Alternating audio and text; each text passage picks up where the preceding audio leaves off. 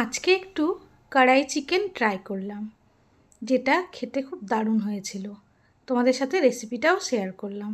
দেখো, তার জন্য কড়াতে আমি কারি পাতা ফোড়ন দিয়ে দিচ্ছি সর্ষের তেলের মধ্যে। পেঁয়াজ কুচিওগুলো এর মধ্যে ছেড়ে দিয়েছি। চিকেনটা দেখো নিয়েছি। এবার দেখো পেঁয়াজ কুচিগুলো একটু ভেজে নিচ্ছি।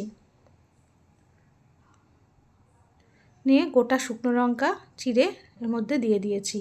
আর রসুনগুলো একটু থেতো করে এর মধ্যে তেলের মধ্যে দিয়ে দিয়েছি। দিয়ে ভালো করে নেড়ে নিচ্ছি। এবার আমি একটু আদা পেস্ট এর মধ্যে দিয়ে দিলাম। একটু হলুদ গুঁড়ো এর মধ্যে দিয়ে দিয়েছি। আর একটু জিরে গুঁড়ো দিয়ে দিয়েছি।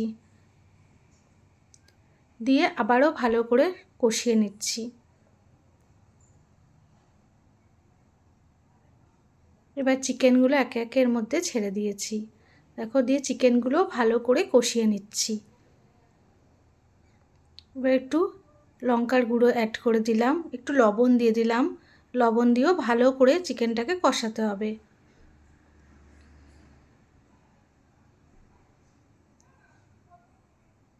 এবার একটু টক দই ফেটিয়ে এর মধ্যে দিয়ে দিলাম। দিয়ে আবারও ভালো করে কষিয়ে নিচ্ছি।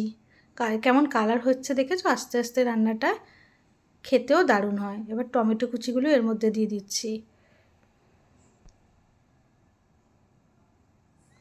দিয়ে ভালো করে কষিয়ে নিচ্ছি। কষানো হয়ে গেলে একটু জল দিয়ে দিলাম অল্প পরিমাণে। নিয়ে আবারও ভালো করে কষিয়ে নিচ্ছি। দিয়ে জলটা ভালো করে চিকেনগুলো ফুটে এলে একটু কাসুরি মেথি এর মধ্যে দিয়ে দিলাম।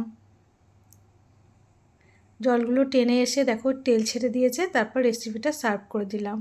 রুটি, নান, পরোটার সাথে খেতে দারুণ লাগে। তোমরাও কি তাড়াতাড়ি একটু ট্রাই করে দেখো কেমন হয়।